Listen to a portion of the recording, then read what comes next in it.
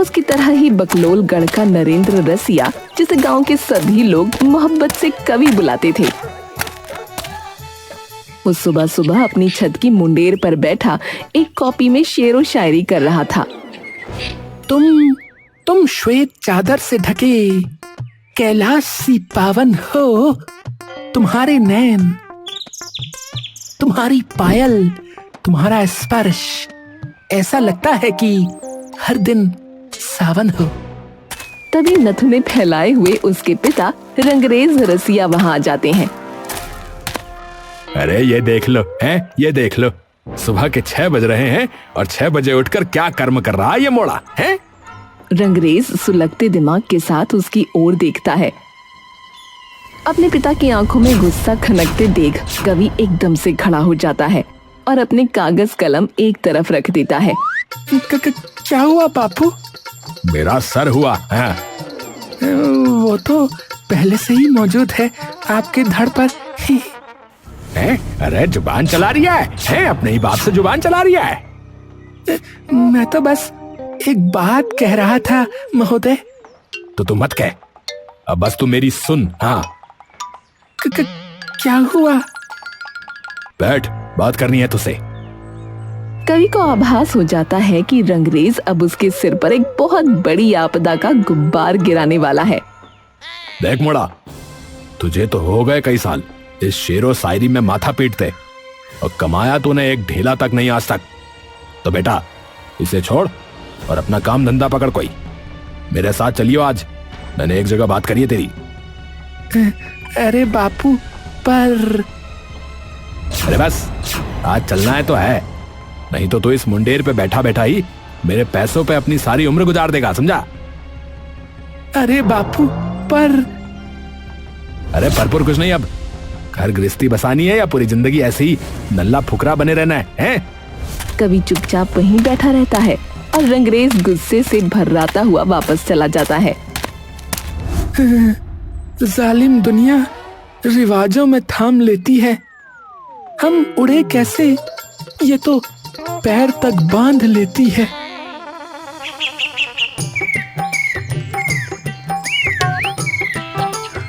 रंगरेज तैयार होकर घर के आंगन में खड़ा है। अरे आजा जल्दी, थाना बंद हो जाएगा वरना। ये सुनते ही कवि शर्ट पैंट में बाहर दौड़ा आता है। अरे बापू, माना काम नहीं कर रहा हूँ, पर इसका मतलब ये थोड़ी है कि मुझे जेल में डलवा दोगे आप। अरे बिल्कुल ही गधों की जात में आता है? अरे हवलदार की नौकरी के लिए तेरी सिफारिश लगवाने जा रहे हैं, समझा? कवि एकदम डर कर पीछे हो जाता है। बापू, मेरा कलम उठाने का पेशा है और आप मुझसे पिस्तौल उठवाने की कोशिश करवा रहे हो। तो फिर क्या आपके लिए अब तेल के कुएं खुदवा दूं गालिब साहब, हैं? अरे मैं वो तो नहीं कह रहा। अरे तो चल, ऐसा नहीं है कि तुझे एलओसी पे भेज रहे हैं, तू चल अभी।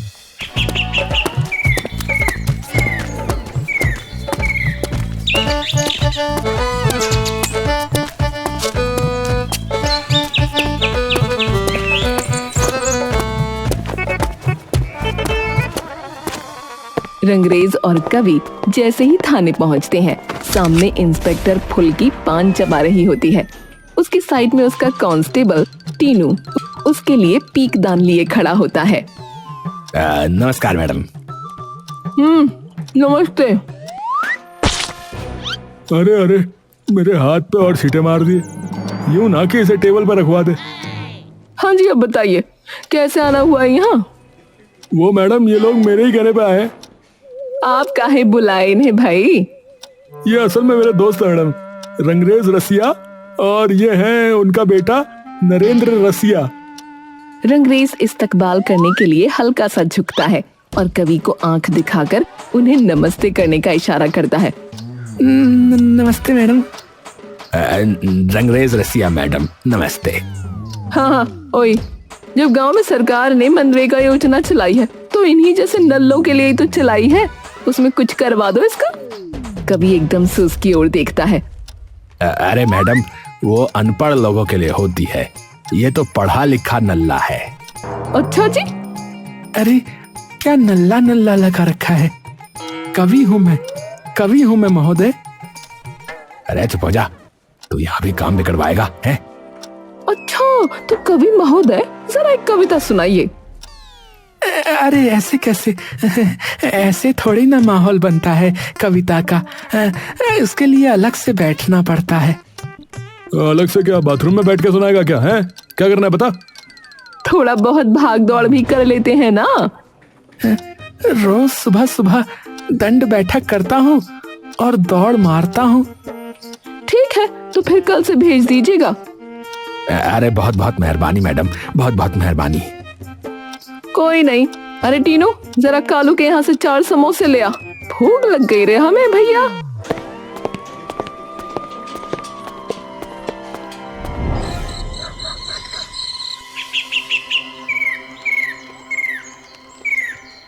अगले दिन कवि नौकरी पर जाने के लिए वर्दी पहनकर निकलता है। माँ, मैं निकल रहा हूँ। उसकी माँ हाथ में एक कटोरी लिए आती है। अरे जाने से पहले ये दही चीनी खाते जा। ठीक है। अरे ऐसे मुंह सड़ा के मत जा, आज पहला दिन है काम का, खुश होकर जा। हाँ हाँ ठीक है।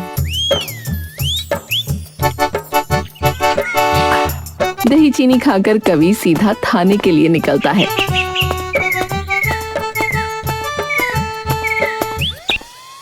कवि थाने में पहुंचता है। जय हिंद मैडम। अरे आइए आइए कवि नरेंद्र रसिया। और बताइए भैया, सब ठीक है?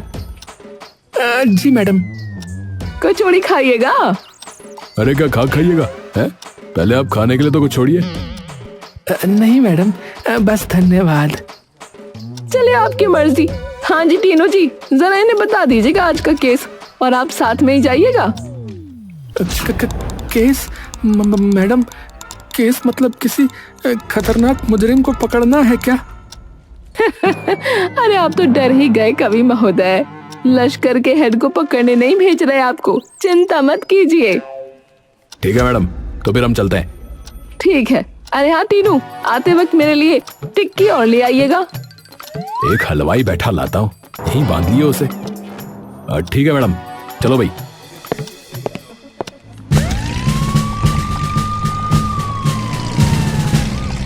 हाँ भाई, तो देखो बात बस इतनी सी है कि हमारे पास खबर आई है कि बहुत सारे लोग जो मनरेगा योजना में नाम लिखवाए बैठे हैं, उनमें से कई लोग गरीबी रेखा से ऊपर हैं। तो बस उन्हीं लोगों के खाते देखने और जांच पड़ताल करनी है।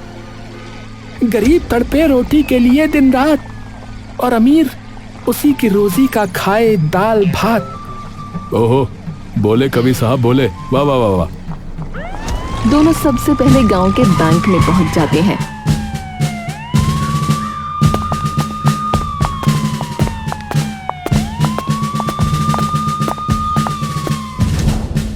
तू यही बैठ, मैं जरा इन लोगों के खातों के बारे में पता करके आता हूँ, ठीक है?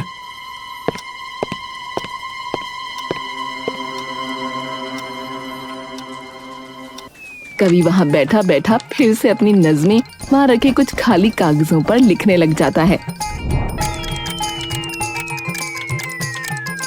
थोड़ी देर में टीनू लौट कर वापस आता है और उसे कुछ कागज थमा देता है। ये ले, इन कागजों को संभाल कर रखियो।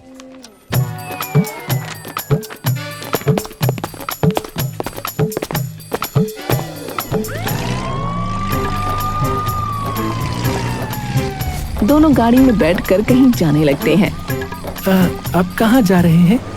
बस कुछ लोग आए नजर में जिनके खाते में पैसे जा रहे हैं, लेकिन थोड़ी देर बाद ही वो पैसे किसी और खाते में भेज दिए जाते हैं। और जब उनका खाता देखा तो उन लोगों के पास तो पहले ही खूब पैसा पड़ा है, तो इन्हीं लोगों के घर जा रहे हैं। इन लोगों ने पहना झूठा लिबास है। इन लोगों ने पहना झूठा लिबास है। सर, इन लोगों को डंडे मारो, ये तो पक्के धोखेबाज हैं। वाह वाह वाह, क्या कहने भाई, शायर साहब हैं, क्या बात है, वाह वाह वाह। टीनू और कवि गप्पेलबाजों में से एक इंसान वीरपाल के घर पहुंचते हैं। सामने एक बड़ा सा मकान है और अंदर कई ट्रैक्टर खड़े हैं। वाह, ये तो वही बात हो गई सर। कौन सी बात? हाथी के दांत दिखाने के और खाने के और। वाह, क्या कहने भाई, तुम्हारा साथ सबसे बढ़िया है भाई कवि है। ना तो वो भुक्कड़ मैडम, ना उसके खाने के ऑर्डर। उसने मुझे हवलदार कम और ढाबे का छोटू ज्यादा बना रखा है। हाँ, ये तो मैंने भी देखा है। खाने पे ज्यादा हाथ रहता है उनका। ज्यादा हाथ नहीं, वो खुद ही पूरी की पूरी खाने पे रहती है। हाँ, कवि हंसने लगता है। चलो जरा इनको पकड़ के लेकर आते हैं।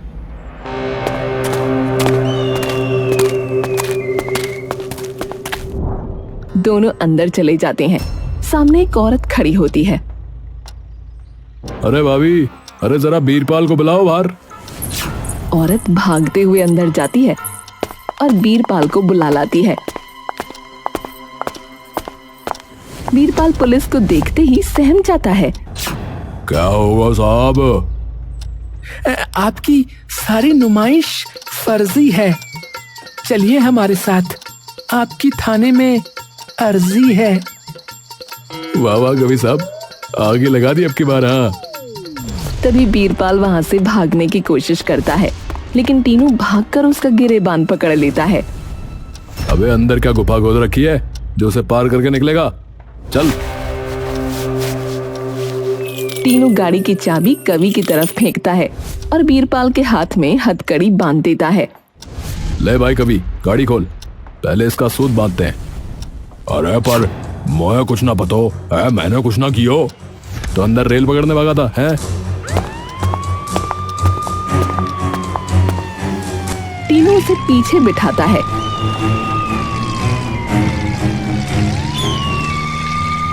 थोड़ी देर बाद कवि और टीनू सभी दोषियों को थाने में लेकर पहुंच जाते हैं। सर, मैडम की टिक्की भी लेनी थी, याद है ना? हाय हाय, अब बताओ मुजरिम पकड़े या इनकी टिक्की बदवाएं? मैं सही बता रहा हूँ, कुछ दिनों में बकलोलगढ़ थाने की जगह वहां पर मैं बकलोलगढ़ हलवाई लिखवा दूंगा। हाँ। कवि हंसने लगता है। फुल्की थाने में पैर पसारे आराम से समोसे खा रही होती है। टीनू और कवि सभी गुनहगारों को पकड़ कर लाते हैं। टीनू सर, सुनिए, दूर से देखा तो कोई बच्ची खेल रही है। अर्ज किया है, दूर से देखा तो कोई बच्ची खेल रही है, पास आके देखा तो फुल्की मैडम समोसे पेल रही है।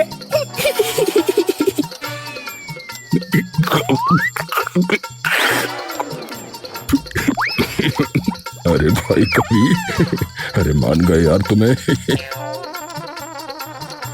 अरे वाह, धर ही लाए। टीनू जी बताइए, कवि साहब की हवलदारी कैसी लगी आपको? अव्वल दर्जे की मैडम, अव्वल दर्जे की। अरे वाह, मान गए कवि महोदय। अच्छा, आप वो टिक्की लेके आए जो मैंने बोली थी? जी मैडम, धन्यवाद मैडम।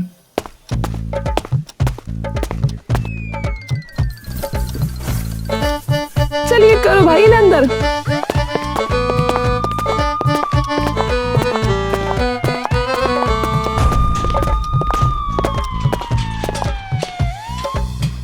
कवि, कागज दो भाई मैडम को जल्दी। कवि जेब से कुछ कागज निकालता है और मैडम को दे देता है। फुल्की वो कागज खोलती है और देखकर मुस्कुराने लगती है। तुम रूह से बढ़कर हो, तुम आसमां से भी ऊपर चढ़कर हो। फुल्की मुस्कुराकर कवि को देखती है। मेरे लिए लिखी थी क्या? ये आ गया। कवि अपनी जेब ढूंढने लगता है और एकदम से उसकी सारी हवाइयां उड़ जाती हैं। क्या हुआ? कहाँ गए कागज? कवि धीरे से टीनू की ओर शर्म भरी मुस्कान के साथ देखता है। कागज तो अरे कहाँ है? वो तो मेरे पास नहीं है। टीनू अपने सर पर हाथ मारता है। अरे कवि, ये क्या कर दिया तुमने? फुल्की उनके हाव भाव देखकर समझ जाती है कि कुछ गड़बड़ है। क्या हुआ? अरे मैडम, सबूत वाले कागज खो दिए इसने।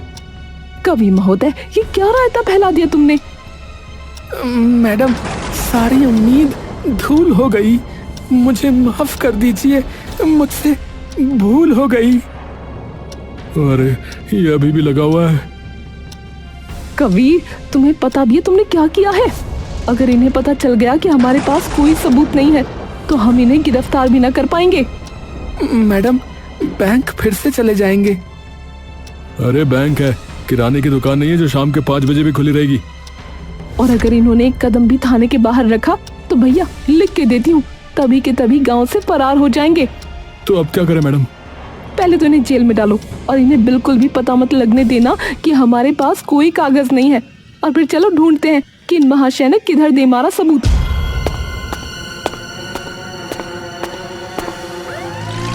तीनों गाड़ी में जा रहे हैं और कवि पीछे बैठा है। हाँ भाई कवि, अब बताओ कि कहाँ से निकाले थे कागज? अरे क्या हो गया, जबान भी खोदी क्या? बोल क्यों नहीं रहे कवि? फुल्की गाड़ी के ऊपर शीशे में देखती है कि कवि पीछे बैठा कागज पर कुछ लिख रहा है। ये देख लो टीनू जी, पूरा केस फंसा दिए हैं और इनके कान पर जूं तक न रेंग रही है। अरे ओ कबीरदास, ओ भाई ओ। जी जी जी सर, बताइए। अरे तुम्हारी इन नज़मों से नहीं मिलेंगे हमें कागज। ये बताओ कि आखिरी बार कहाँ निकाले थे? जब हम ढाबे पे रुके थे टिक्की लेने, शायद तब निकाले थे। लो जल्दी ढाबे पे गाड़ी लो।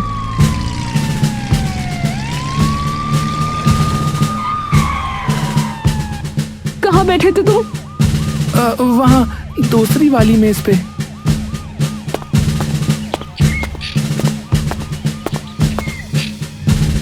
मैडम यहाँ तो कुछ नहीं है। अरे सुन भाई ओ। जी साहब बताओ। यहाँ कोई कागज पड़े मिले थे क्या? पता नहीं साहब, मेज कुर्सियों की सफाई तो मुरारी करता है। हाँ तो बुलाओ उसे।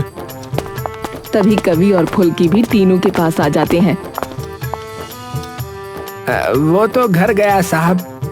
अबे अब उसका घर कहाँ है? यहीं पास में ही है साहब। तो एक काम करो, तुम चलो हमारे साथ, बताना हमें उसका घर कहाँ है। ठीक है साहब, एक बार मालिक को बोल के आता हूँ।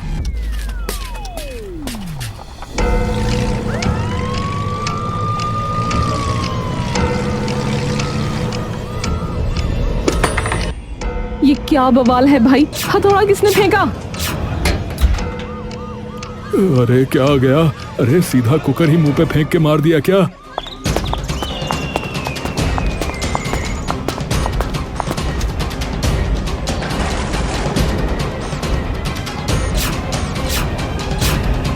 तेरी रेल बनाऊंगी बेटा आज शाम में।